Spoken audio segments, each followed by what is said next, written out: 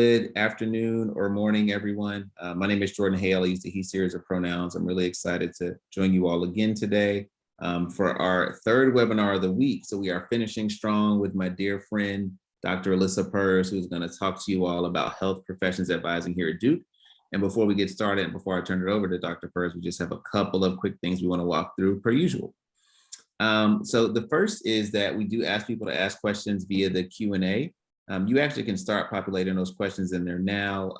Dr. Perz is going to go through a couple of slides to give some context and also walk through the Health Professions Advising website to give some insight into things. And so it may be good to kind of see what questions are answered there, but we do have the Q&A feature. We want you to ask questions there. And the session is being recorded and will be put online here later today.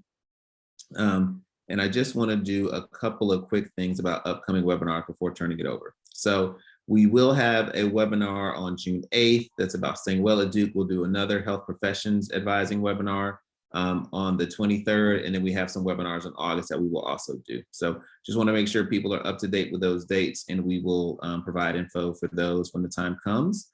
But at this point, I'm actually going to turn it over to you, Alyssa, to run through your pieces and run through your PowerPoint.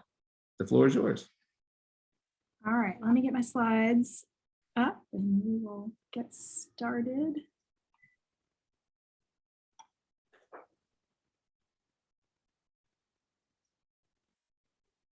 All right, Jordan, can you see my slides? Not yet, but I feel like they're coming. Okay. Oh. All right, how about now? Now I see them, yep. All right, sorry about that delay, everyone. I want to extend a welcome to all of you to Duke from the Office of Health Professions Advising. My name is Dr. Alyssa Perz. I'm the director of the office. I'm also a senior associate dean for undergraduates in Trinity College and a lecturer in the biology department. I've been doing pre-health advising since about 2000 when I started teaching in biology, and have a team of, I think we've got 4 full-time advisors and 3 academic deans who help us in the endeavor. I put our main email address, which is prehealth@duke.edu, and our website, which is prehealth.duke.edu. So I will talk to you a little bit about when you can start working with us. But I think before that, I'm going to talk a little bit about who we serve. So we work with students who are interested in all types of health professions. Medicine is far and away the most common one you'll find at Duke, followed with dentistry, veterinary care, and physical therapy. Those 3 professions are highlighted because they also have matching student organizations and specialized advisors. And we encourage students to seek out those websites and those advisors to supplement what I'm going to share today. We also have advisors in the office who support the other professions on the screen. And many of the folks that have developed expertise have done it by working with students. So if you're interested in a profession that's not represented here, in all likelihood, we can still work with you and figure out what it is that you need and how it's different from medicine and some of the other health professions. I will admit that while we call ourselves a pre-health advising office and we are open to working with students interested in all professions, the sheer number of pre-medical students we have can sometimes make those of you who are not pursuing medicine feel like there's something wrong with you. We don't want that to be the case, so definitely come work with us for all health professions. All right, how we work with students. We will not start working with first-year students until the first week of classes, except for the 2 webinars that we're doing this summer. So as much as I'd like to say, email us at that email I shared, wait until classes begin to do that. We do want to encourage you to go ahead and join our listserv. I've got a QR code on the slide here. I'll also show you where you can click a link and fill out a short survey to join our listserv. We're going to get going with group advising events the first 2 weeks of classes. So if you join our listserv now, you'll be sure to hear about those events. We will also offer plenty of drop-in hours for first-year students once classes begin, and those Zoom links and/or times and locations will also be in the newsletter as well. We're also pioneering something new this year. We're going to ask that everybody attend a group workshop in the first 2 weeks of classes, and then that will be your ticket into small group advising sessions that will help to assure that you're getting a standard set of information from us, building community with other pre-health students, and connecting with our office a little more intentionally than just coming to big group events and coming to drop-in hours would offer. I'm going to take some time in the webinar today to also show you our website, particularly the Prepare section, since there's a lot of great information on there that you can access this summer, and that will be the primary thing that you will be able to do to get the information that you need as you're picking your courses for registration. We will start meeting one-on-one with students at the beginning of their sophomore year, but you should have plenty of time to access us and our resources throughout your first year, just not through one-on-one advising appointments. All right, so then I put together a few thoughts about getting started, and just want to invite all of you to start out by thinking about, why do you want to go into whatever the field, the health profession field of interest is for you? I encourage you to start jotting down some ideas now. It is really going to be important that you develop, evolve, and uniquely answer this question by the time you apply. We are working with our applicants, which is one reason why we're not working with our incoming students this summer. And there's a huge range of how well students answer this question. But it is the top thing that schools are going to respond to when deciding whether to admit someone or not. So thinking about, why do I want to go into this profession? And I want to just also encourage you, move beyond the answers that students typically come up with at this point, which is, I like science and I want to help people. Those are great reasons, but they're only the start. You really need to build and evolve that so that you don't sound like any other pre-health student when you answer that question. The other thing I want to challenge you to do is to think about, why did you pick Duke? What are the programs and opportunities that we offer that are of interest to you? And the reason why I want to raise this question for you now is that it's really important you don't lose sight of these priorities once you get here. Your goal is not to go through 4 years and get into medical or some other health profession school. Your goal is to grow and develop during 4 years, do exciting and interesting things to you that are exciting and interesting to you. And if you do that well, you're going to be an exciting and interesting applicant to the schools on the other end. You can't approach this process like a checklist. More than half the people that apply to medical school, and it's even more competitive for dental and veterinary school, more than half the people that apply to medical school get rejected. So I don't want to scare you with that statistic into following the checklist, but I want you to feel challenged to be the best version of you that you can be by getting the best out of Duke, and then everything else will follow. All right, so it's got to be in that order. It can't be, what do I need to do? What do med schools care about? It's got to be, what do I care about? And then let me tell my story to the schools. And that's what's going to get you in. All right, so there are things that schools are going to require, and you're probably tired of me pushing the philosophy like old people tend to do with young people. You probably want to know, what are the things that I need to know about so that I can prepare those things that are other must-haves. So I'll show you how you can find lists of courses that you need on our website. The Academic Advising Center and Pratt Deans were on earlier this week, talking probably about How do you figure out placement in courses that are in courses of study like math and chemistry that have lots of places where you can start? Where do you have blank spaces where you can be flexible and make your own choices with courses? And those kinds of things. I've already seen a question come up about which major. So we'll talk about that in a minute, but that's a really important question.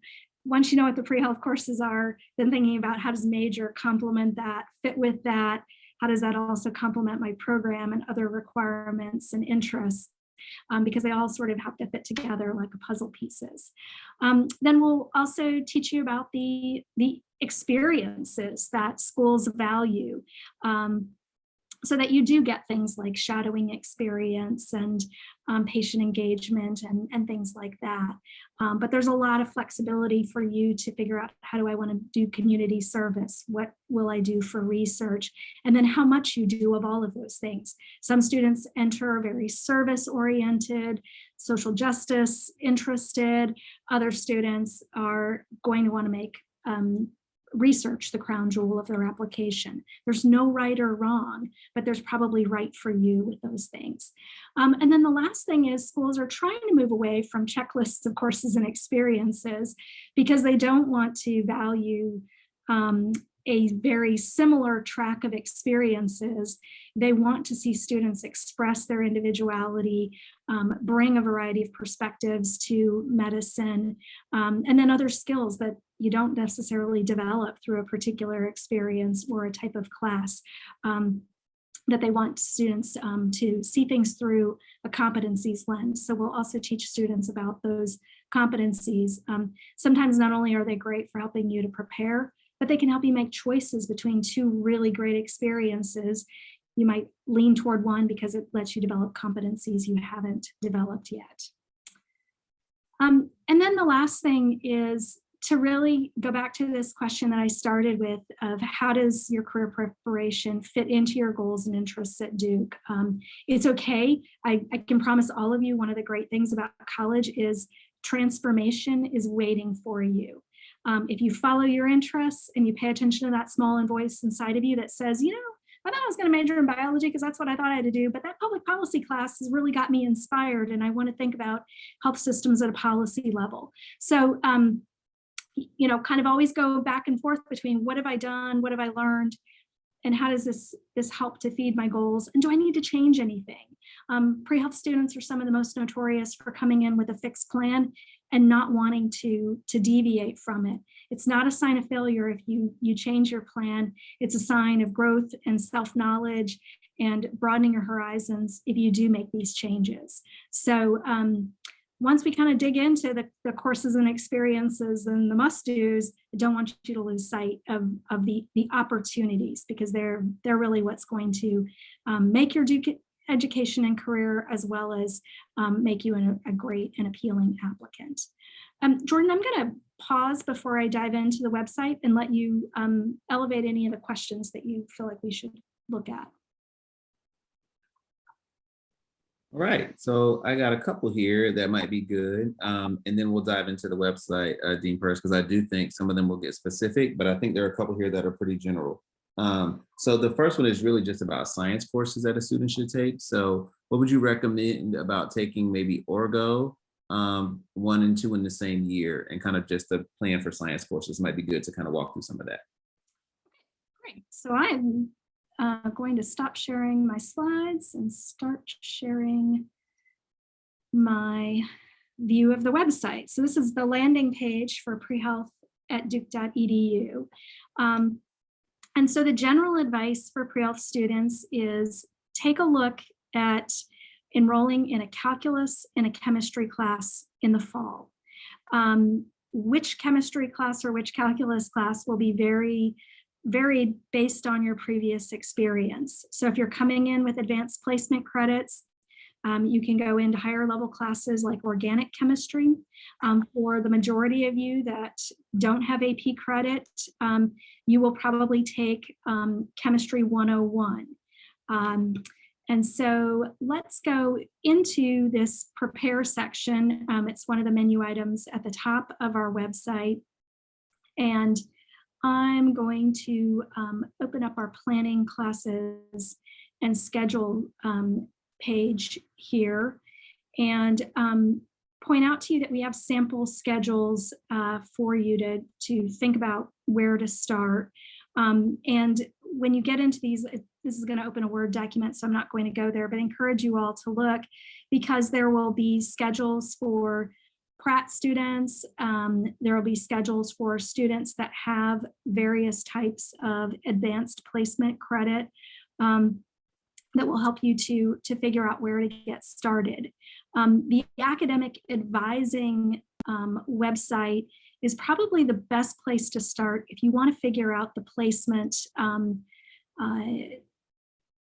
approach. And so now I'm on the Academic Advising Center page, and under for students, incoming and first year students, we're going to hop down to course placement here.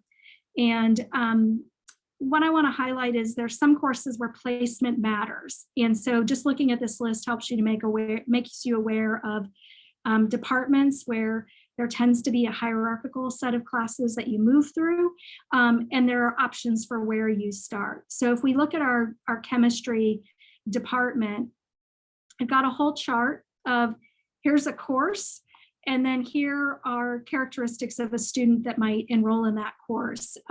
So if you have less than a year of high school chemistry, a math SAT of 650 or lower, or ACT of 27, and no AP score or other entrance credit, they recommend you place into chemistry 99.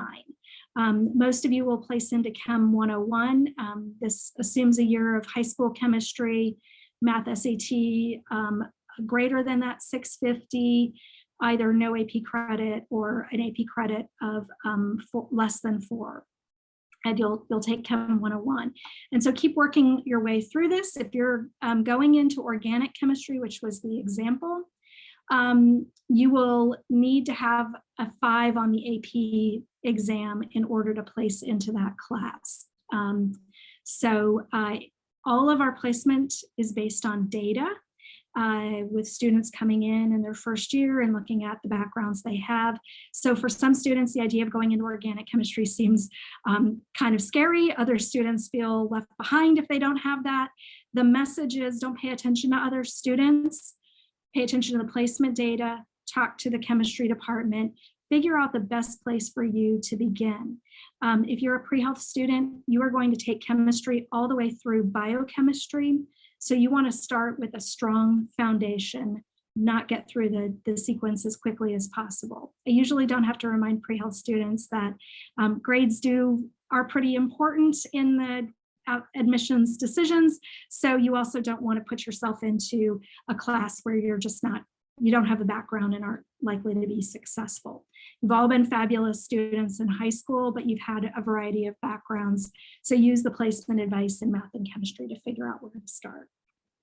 Jordan, are there any parts of that question that I did not answer? That was incredibly thorough. And thank you for walking through the website. I think this is really helpful just for kind of folks to see the path to get there.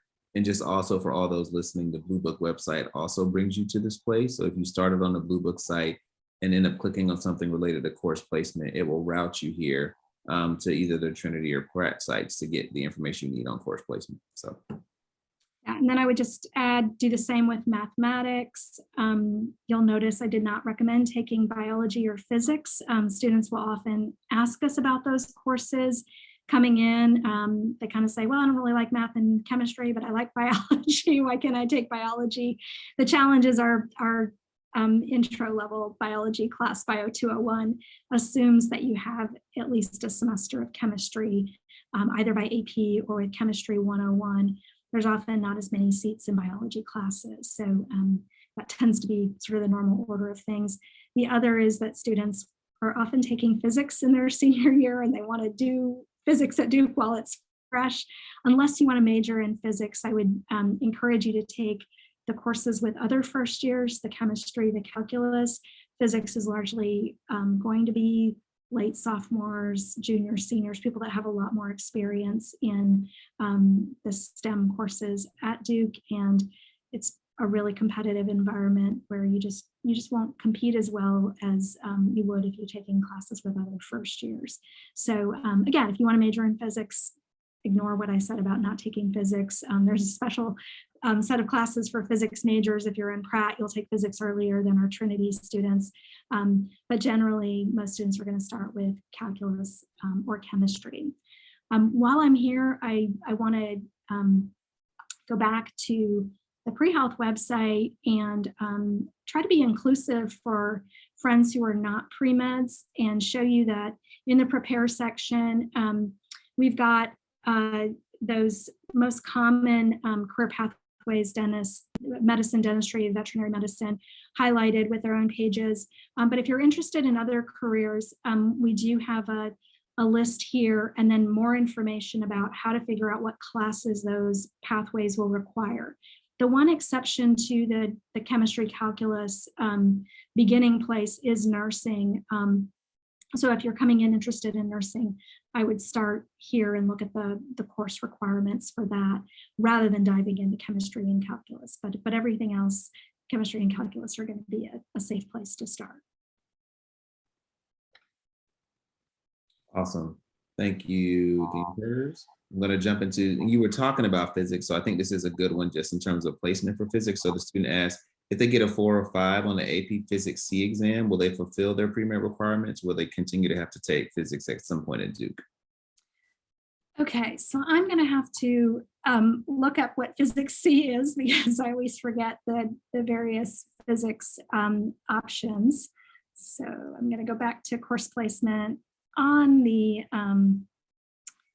Advising Center page and see if I can pull up their AP information.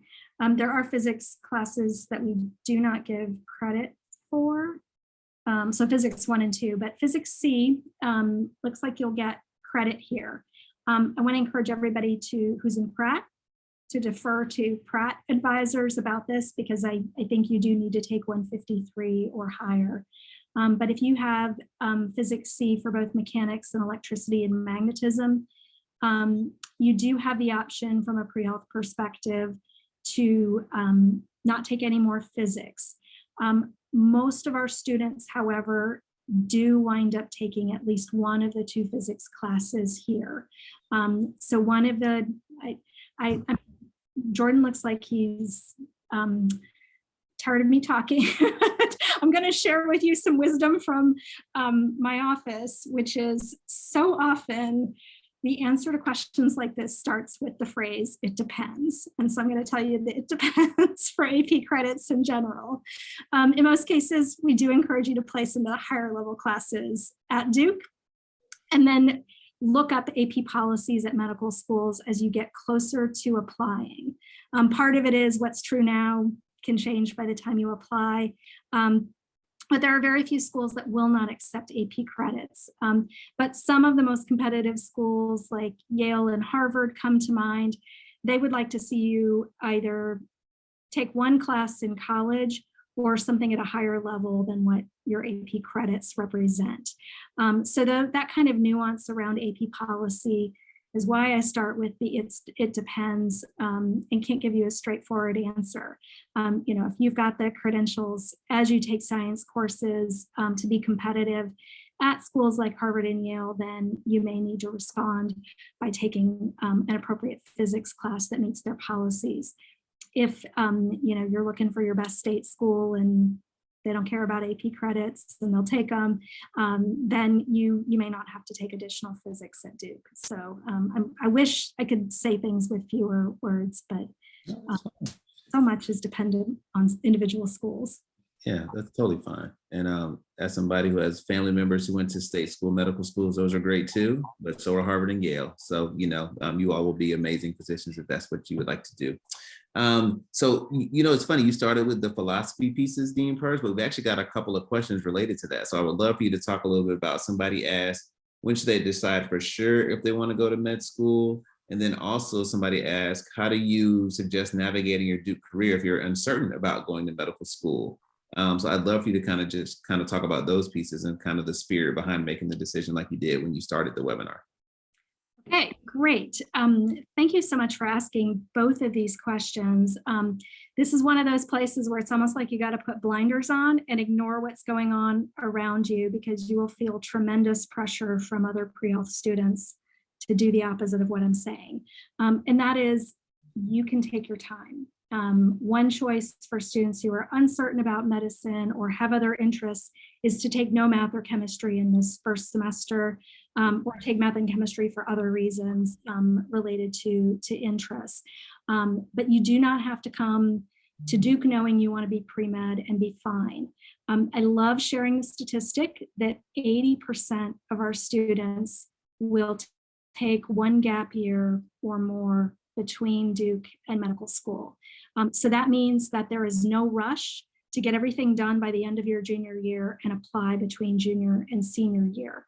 The very normal thing at Duke is to not apply until you are exiting from this place or have been away for a year or two beyond that.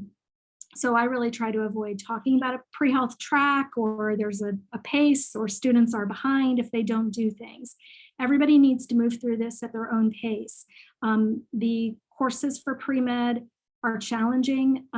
If we look at a list of all of them together, it's somewhere between 10 and 16 classes, which is a huge commitment. If we look at that 16 number, and you're in a 34 credit degree, that's almost half the classes you'd take at Duke. So a huge sacrifice if you are not certain that you want to go into medicine. So for that reason, it's worth waiting. You may want to try to get some experience either volunteering with patients, shadowing providers, or doing informational interviews through something like the Duke Career Connection, where that connects you to alumni via our career center. But figuring those things out, getting the answer to that why before you commit to several semesters of organic and physics can make you a lot happier. It can also open up other possibilities. Some of the happiest people I know were pre-med and then found something else they love, and take courses in global health, or really got engaged with some social justice oriented major that that wanting to help people was there, or that interest in health, but it got moved in a different direction than becoming a healthcare provider. And so the sooner you can get those informative experiences to know whether you want to take the classes, the better. But the flip side is go explore other things, and pre-health can be waiting for you down the road. If you take none of the science courses while you're at Duke, there are career changer postbacks where in 18 months, you can take all the classes you need to qualify for medical school and go to school that way. So even the opportunities for second chances aren't there, and making the decision later on when you know a lot more about yourself and a lot more about the world can make you a much more focused and appealing applicant. Sometimes students do better in the courses because they're mature and they really know why they're taking them than folks that come in with sort of an amorphous reason for going into medicine, and then have to take these classes that are both competitive and quite challenging, and find that they're not thriving in them. So awesome. Thank you. No, that was great, and I think made a lot of sense. Back on the philosophy piece, you mentioned that somebody asked this question. I thought we'd address it now about which major will fulfill pre-med requirements. So, and you just mentioned 16 credit, 10 to 16 credits. So can you just kind of talk about kind of your philosophy around major choice with this? Yeah, another one where I can give you a long answer. So the bottom line is you can't major in pre-med or pre-health at Duke, and there is no one major that schools are looking for. In some years of applications, 100% of our religious studies and English majors will get into medical school. Sometimes the sample size of those things is one student, but schools will tell you again and again, they do not care what you major in. What they do care about is, do you major in something you care about? Are you passionate and excited when you talk about neuroscience or literature or whatever it was you studied, did you do scholarship in that field? Do you have mentoring relationships and strong letters of support? Almost any major I can name, I can give you a reason why it's relevant and valued for medicine and by medical schools. But again, if you're doing it to think that standing out by doing something weird and wacky, or the only thing you can do is biology because it overlaps really well, you're probably missing opportunities for your own satisfaction as well as growth and building up competitiveness. So start with, what do I like and what do I want to spend at least 10 courses on? And chances are that's the right direction to head. So I'll say also related to that, don't get so caught up in wanting to check things off in these first 2 years. You will lose the time to explore if you don't do it now. So take a couple pre-health classes, know you're making progress, but if you're interested in psychology, take a class in that early to figure out if you like psych or neuroscience. If you're interested in global health, take a class in that, because it often isn't what people imagine it is. It's largely social science. It's a great field, but it's social science more than natural science, or about health from a scientific perspective. So and the other thing I like to tell students is, you've got a few strategies for choosing your major. You can choose a major that overlaps really well with your pre-health requirement, so you just need a few more classes to finish the major. And that's fine, especially if you're in a place that you like. Oftentimes you won't cover a lot of the Trinity curriculum if you do that. On the flip side is, if you major in a social science or humanities department, you're often covering parts of the Trinity curriculum that your natural science classes for pre-meds won't cover. And so then, you just have to figure out those few areas that your major and your pre-health aren't covering to finish your degree requirements. In that strategy, you are not taking science classes all the time. So sometimes those students have a little more balance to their schedules than if you're taking 2 pre-health classes plus, a couple of neuroscience or chemistry or biology classes to finish a STEM major. There are a handful of majors that really don't overlap well with pre-health or with Trinity requirements, but those are often career avenue majors like economics or computer science. And while some students are able to pull those off and do them with pre-health, I sort of sometimes probe with those students, are you propping open a lot of doors to career possibilities? And what can we do to help you figure out, do I want to go down the pre-health path? Do I want to go down the finance path? So that you're not taking these classes that are both time consuming and demanding and highly competitive, and maybe not things that you're really going to wind up doing and using in the long run together. So I think that kind of covers the major thing. I know it doesn't help you choose a major, but when you meet with your college advisor, talk about all the things you're interested in. Make sure you're aware of the diverse set of courses that Duke lets you take, and make sure they're somewhere in those early schedules if you're curious about them. Yeah, it's an awesome answer. And I can tell everyone, as a college advisor, we love those initial conversations with incoming students, right? So the ability to say, I know I want to go to medical school, but I also have interest in X, Y, and Z. I have a student now who's in their second year who's going to be a religion major and is still going to be pre-med. And she's really excited about learning about, religion and also medicine and how those worlds interact and intersect. So there's a lot of really good opportunity here. And then the health profession advising office set you all up well. So we're going to get to a couple of things that are specific questions that might have a little more tactful answers, but and I do want to try to make sure we get through the majority of the questions. So this first one is, do you recommend skipping out of math 121 and 122 if they have AP credit, focusing on pre-med requirements instead? Yes.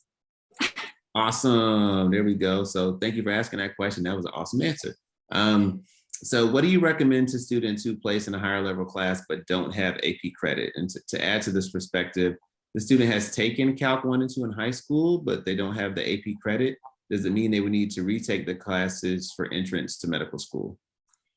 Unfortunately, that is a possibility that I would warn students to be careful of. I have watched students place themselves in a higher level chemistry class and they need to go back and take another class because they didn't have the AP credit. So for some of the schools, getting credit for the calculus or the gen chem, if it's a requirement, is really dependent on, do you have that credit on your transcript? So that would be one where I would start researching the schools where I'm likely to apply.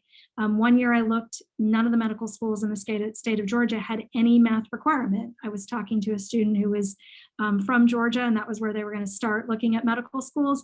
So they were relatively reassured that they didn't need to take calculus and go through that material again. So this is where, researching those school requirements where you're aiming can be really valuable. Awesome. So this is a good question about AP scores. The scores don't come in until July for students who have taken. So what should they do for placement as they look at their book bag and their shopping cart if scores don't come until July? Any advice or thoughts on that?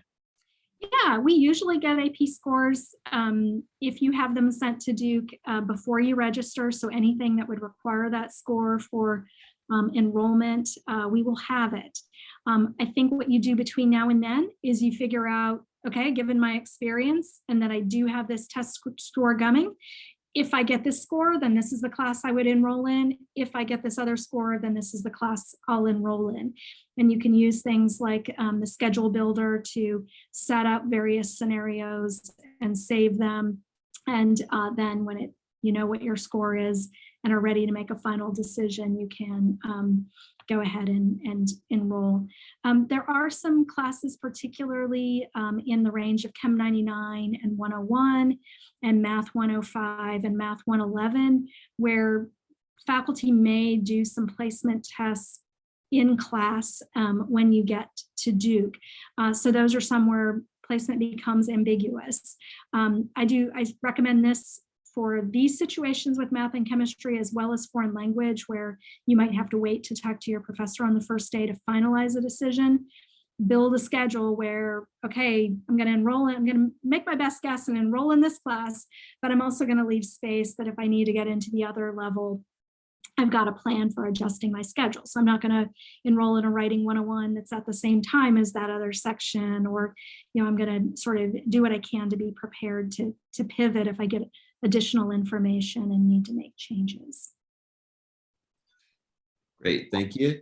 Next question, can you choose a certain course like Chem 110 if you only either have math, SAT or ACT score or an AP score?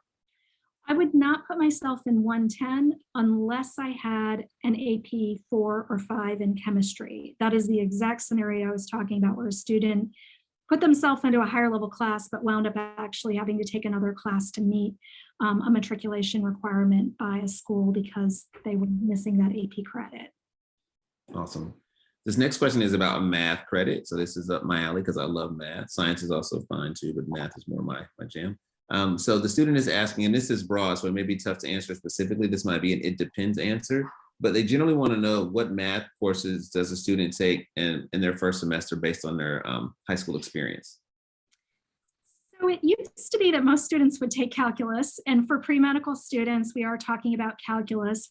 One of the reasons why you need calculus is that our physics at Duke is only calculus based. You don't have any other options.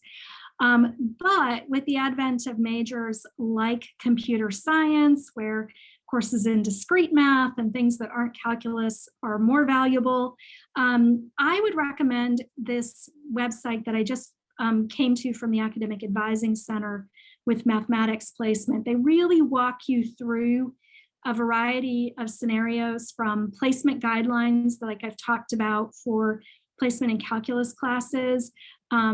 They've got frequently asked questions. So I am not an expert in what math is better for statistical science or computer science. I know enough to know that I shouldn't be even speaking out loud about those subjects. So let the math department guide you in that. I think their FAQs are helpful.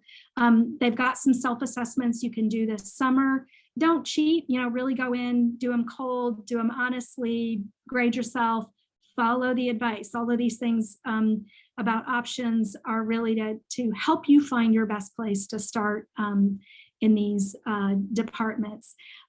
Math tends to hold placement advice right before school starts. I assume that's going to happen again this fall. They get a little, so math is a huge service department. They get a little upset if you contact them without reading their website first. So I always tell students, they're real specific about who you can ask questions to. So read everything you find here, read the FAQ, read the enrollment policies, go well-informed and ask your question and they'll help you, but help them to help you. Yeah, and for students, you're going to have the chance to meet with your advisor this summer too. So I would recommend looking at the website and then also chatting with your pre-major advisor as you get ready to connect with the team in math. So this is a really good question, Alyssa. I mean, they all have been solid, but I like this one a lot. If the student is planning on taking organic chemistry in their first semester, what do you recommend in terms of balancing out that with a course like Psychology 101, the intro psychology course? Yeah, I do not consider Psych 101 to be an easy class. It's interesting and can be a little less abstract than a course like organic because you see the people in it. But our Psych 101 professor has you guys writing research proposals. So it can be a good balance to organic chemistry in the sense that the material is really different. You're using your brain in different ways for the two classes. But I probably wouldn't pile on a calculus class or a biology class if you're looking for balance. A lot of these large format classes taught at the introductory level, they tend to be ones that you just don't want to stack up too much.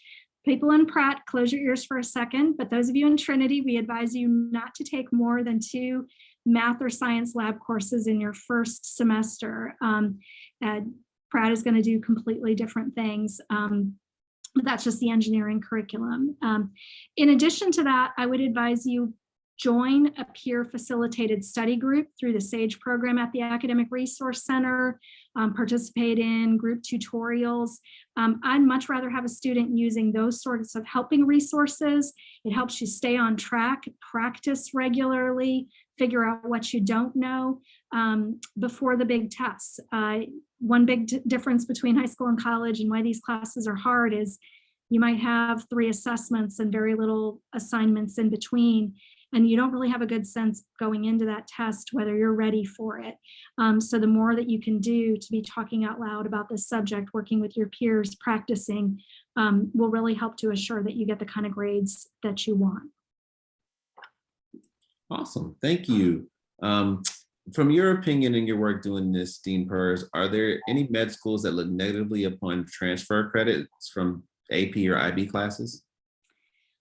Ones that really don't like AP credits will have policies not to accept them. So, advise you to get out, look at websites and see what the policies are. It's pretty rare that schools won't accept them or accept all of them. But they're really hard to categorize, the schools that don't, and they're constantly changing. So we have trouble keeping up with them, but you're going to apply to about 25 schools. So in your first year, go look up a half dozen or so and just sort of get a sense of what's the range that's out there, and are you going to run into issues in that first pass. You can always add courses later if you need to. Wow, okay. Just learned something. So this person started off by saying hi, first off, so hello. They asked if you could provide, I know it's great. They asked if you could provide any examples of students who have taken a variety of like academic interests to bring together their a meaningful med school path. So I mentioned my student before who was majoring in religion and is gonna pursue a medical school degree. Any other really good examples like that you could give, Alyssa, just to kind of let folks know the breadth of opportunities here? Okay, I'm going to restrain myself because there are so many great ones. But for instance, I've had students that were dancers that, developed program 2s on the performance arts and medicine and wind up developing a program for dance with Parkinson's as an intervention to support folks that are dealing with that disease. And that's incredibly gratifying. Some of the students will go on and evolve that into research projects. And so there's almost no combination of interests that you can't make sense if you see how they intersect with medicine. And a lot of students will get caught up in, oh my gosh, but nobody else is doing this, so there must be something wrong with it. And they feel inhibited. But if you develop great mentors by taking classes in those areas early, engage in conversations, go to talks that are working at intersections, you're going to build a network of people that can support you and your ideas. Your ideas will be really fleshed out, and that answer to why do you want to go into medicine will be so well developed and so personalized that schools just won't be able to resist you as an applicant. So don't be afraid, be courageous, get in here, figure out what you're interested in, and work with folks that can help you forge that path. Awesome, thank you. The next one is, and this one's probably near and dear to your heart, because I think you're still working with the Cardea program. I know there's been a lot of changes that do, but this question is about Cardea. And the person asks, can you describe it? And what's the benefit of doing Chem 99 versus using AP credits to place to a higher chemistry class? All right, I'm going to start with Cardea is full. I'm no longer directing it, but I talked to the director today. And if you have AP credits, then you need to be placing in those higher level classes and you pass up an opportunity like Cardea. If you have an opportunity to join something like Focus still, go apply for Focus because you'll get the living learning community benefits. But Cardea is really highly selective about students who place into Chem 99 because that's the right place for them.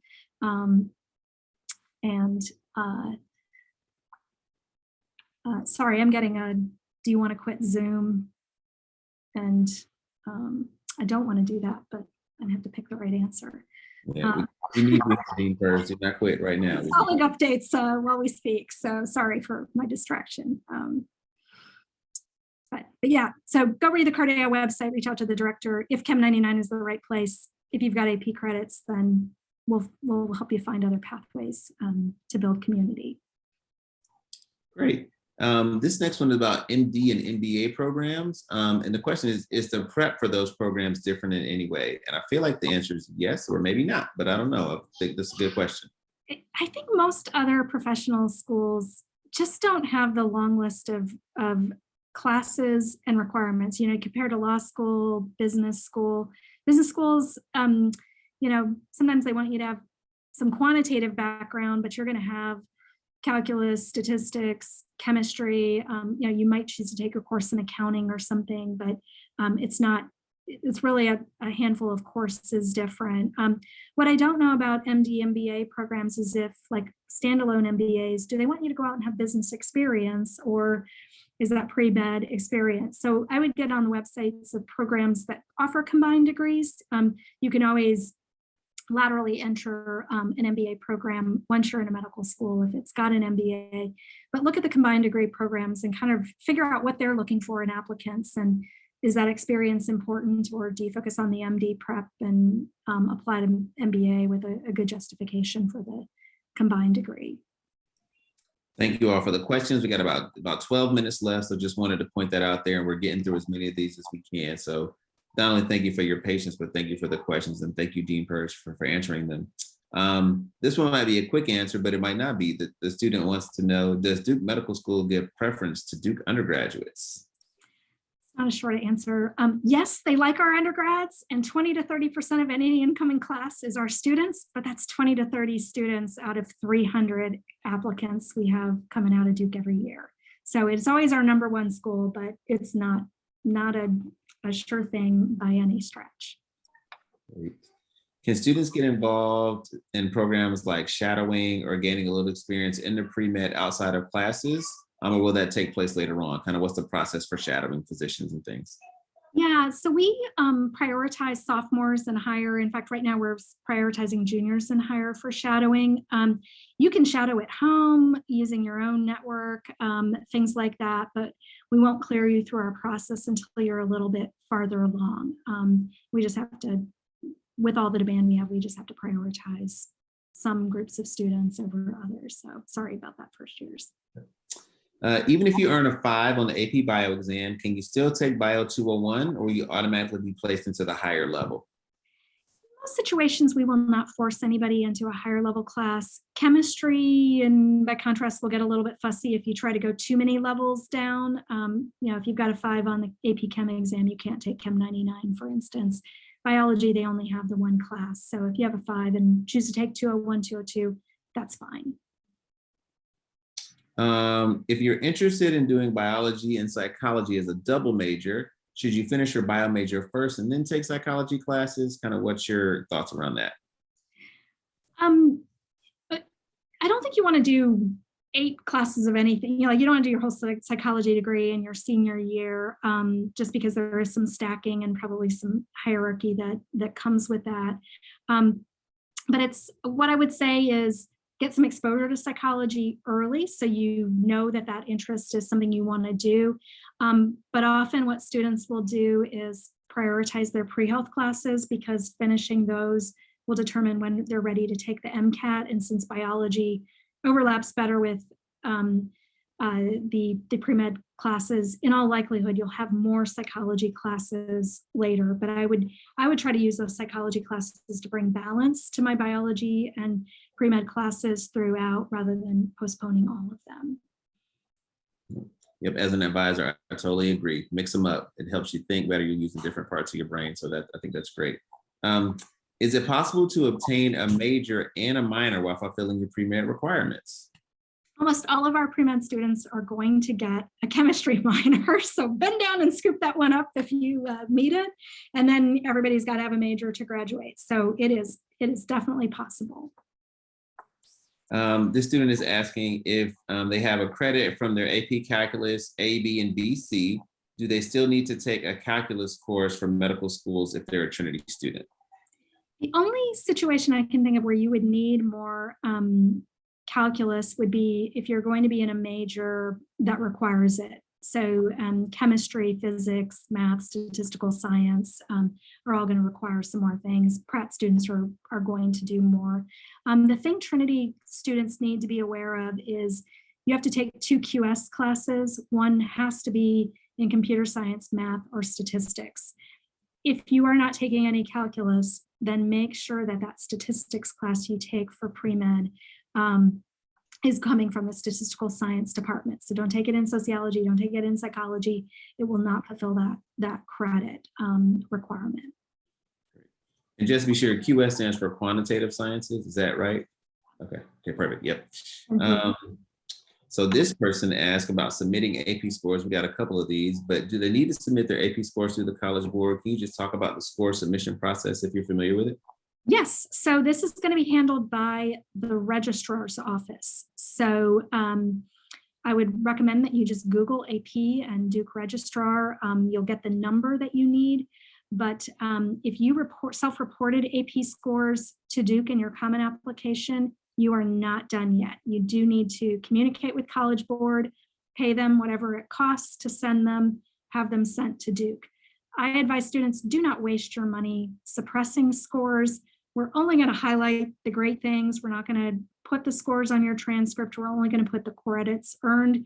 So don't waste your money hiding those things from us if there's a score you're not particularly happy with. Just have them all sent and be done with it. Right. So in our final 7 minutes, we're going to try to get through some here. And thank you again, Dean Perz. It's really good to see you. And I appreciate this every year. So the next question is, will the student be ready to take the MCAT once they have finished their prereqs? They would like to take the MCAT at the end of their junior year. Yeah, that's another one of those, it depends. So if you can place into higher level classes, you'll get through the courses on the MCAT more quickly. Everything, when you start looking at lists of matriculation requirements, everything is explicitly tested on the MCAT, except for calculus and except for English. And even then there's a critical reading section. So you need to get through all your classes before you're ready for the MCAT. And that's really variable. Some students want to study abroad fall of junior year. We tell them, hands down, avoiding that gap year, studying abroad is definitely the higher value thing here, and med schools will respond appropriately. So don't be in a rush to have that be your only goal. If you can get it done, you can get it done. Yep. Speaking of being in a rush, this is a really good question. The student just mentions there's a lot of requirements, right? You got the pre-med courses, and then you got required things for your minors and major, things you might be interested in, and they say it seems like a lot. The question is, do people ever not finish in 4 years? And does Duke allow you to take courses that also count towards a master's? Oh, that's a big question. Because there's so many individualized paths, sometimes students will not finish something in 4 years. And that obviously costs you more time and money. Sometimes students will start with a more ambitious plan. Like when you get here, everybody's going to be doing 3 things, a major, minor, certificate, or some combination thereof. By the time you graduate, 87% of you will be down to 2 things. So there's some natural attrition with that. Pre-med is one of those things that's a huge load, but you don't get any credit for it. So treat it, it's the size of a major.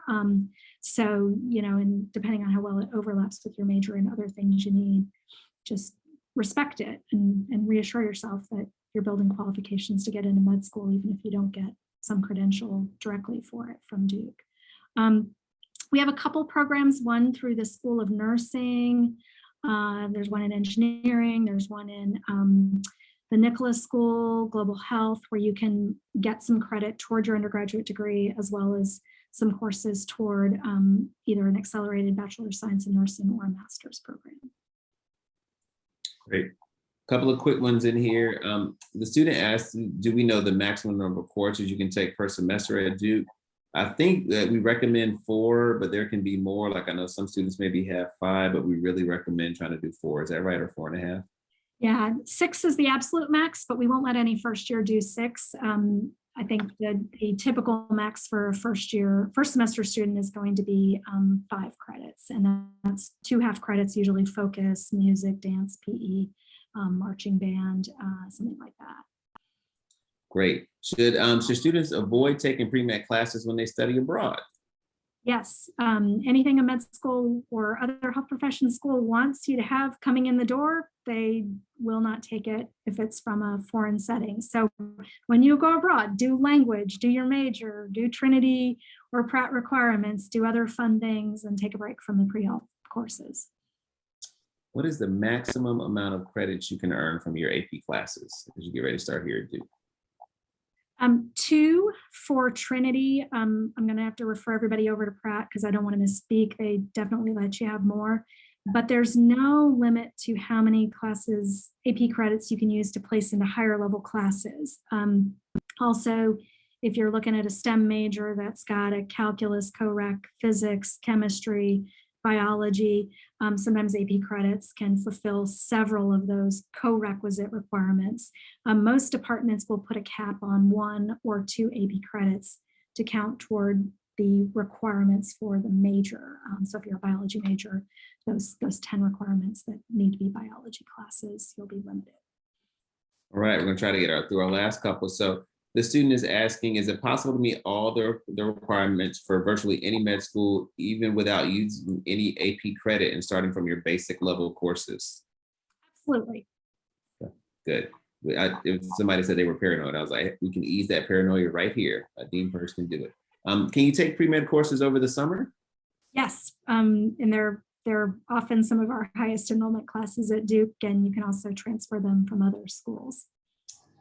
All right, we'll do just a couple of more here. Is it possible to double major in BME with BME and still satisfy your pre-med requirements, considering that some of the courses kind of flip-flop and can be transferred? Yeah, it's going to really depend on what that major is, how many advanced classes you can place into. What I tell students is look up all the requirements for pre-med, BME, and whatever the other major is, make a list of the classes and then plot them out into a 4-year plan and see if you have to take 7 course overloads and 13 summer classes to get it done. The answer is probably no if that's the case, but in most places, a couple overloads, some summer classes probably make it possible. Okay. Great. And our last question will be a chemistry question. We started with chemistry, we'll end with chemistry. What's the benefit of Chem 110 over Chem 101 if there is one? Yeah, so if you place into Chem 110, you may find 101 moves at a slow pace and is boring. If you're bored, you may not be as engaged. And my guess is your Chem 101 professor is going to write a much harder test than your AP Chem teacher in high school. The other benefit to taking Chem 110, aside from being bored and being able to move quickly and be an interesting class, is that you won't need to take Chem 210 at the other end in most cases. So you'll shave off a chemistry class. If you start with 101, you're going to need to take Chem 210 for most medical, dental, and vet schools. Awesome. Well, thank you, Dean Perz. We really appreciate you jumping on here with us and chatting. And to all those who are watching, this is going to be recorded and posted online. And we're going to bring Dean Perz back on June 23rd. She cares about us so much, she's going to do this twice. So if you have additional questions, you can also come back then. It's going to be the same person with the same content. So thank you all so much for joining. And this will be recorded, obviously, and posted online soon. Take care and have a great day. Thanks, everybody. Great questions.